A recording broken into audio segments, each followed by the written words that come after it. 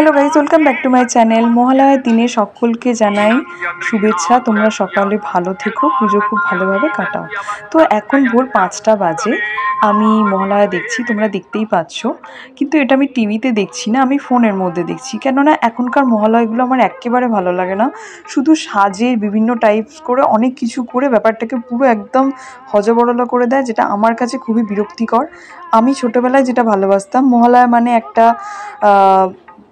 ব্যাপার ছিল যে অনেক কিছু থাকে, সেটা হচ্ছে এই যে মহালয়া তোমরা দেখছো, এই মহালয়াটাই আমার ছিল ফেভারিট। এটা আমি ছোটোবেলায় দেখতাম, খুব ছোট্টোবেলা থেকে এটাই দেখতাম এবং স্টিল নাও এখনও আমি প্রত্যেক বছর এটাই দেখি। দেখো, সকালবেলা ঘুম থেকে উঠে মহালয়া শোনার পর তারপরে দেখি আকাশ খুব মেঘলা হয়ে রয়েছে। মহালয়ার দিন আকাশ মেঘলা থাকলে ভালো লাগে না। তো যাই হোক, স্নান টান করে এবার ঠাকুর ঘরে এসেছি। আজকে আমি মনে করি মহালয়ের দিনে শুভ সূচনা হয়। তো আজকে আমি এই রূপোর মা দুর্গাকে আমার ঠাকুর ঘরে প্রতিষ্ঠা করব। তো সেই জন্যেই আমি এই মা দুর্গাকে কিনে নিয়ে এসেছি। আমি আর বোন আগের দিন গিয়েছিলাম সেনকো গোল্ডে, তো সেখান থেকে নিয়ে এসেছি মা দুর্গাকে। দেখো কতটা সুন্দর দেখতে লাগছে।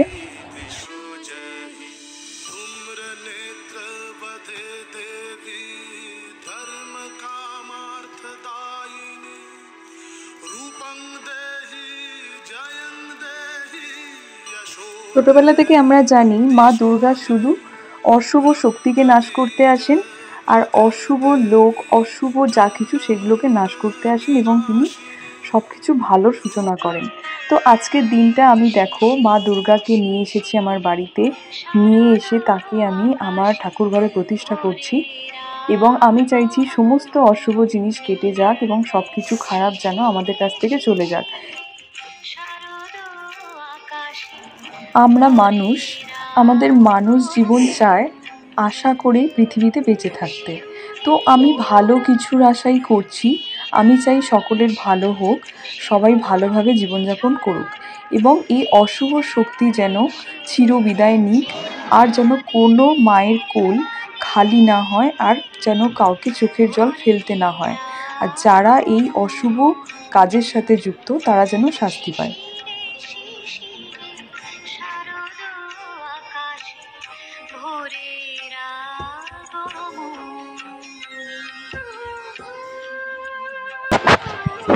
আমি তো আগেই বলেছি আমার মা হচ্ছে দশভুজা।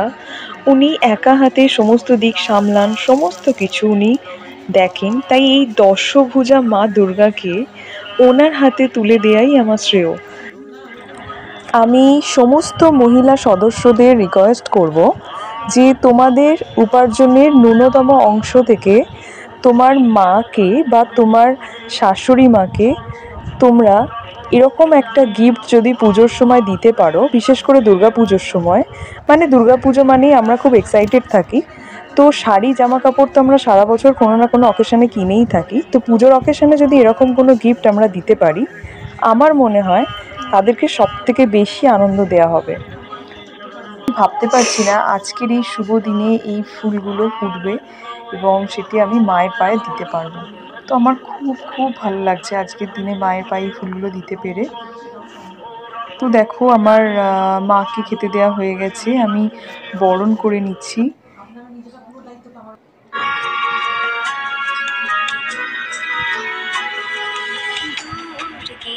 তো মা সকলের ভালো করো, সকলকে ভালো রেখো, এই কামনাই আমি তোমার কাছে করি।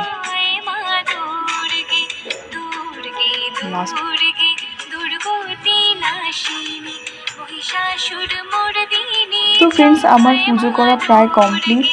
আমি পুজো করতে পেরে খুব আনন্দিত। তো তোমাদের কেমন লাগলো জানিও। টাটা।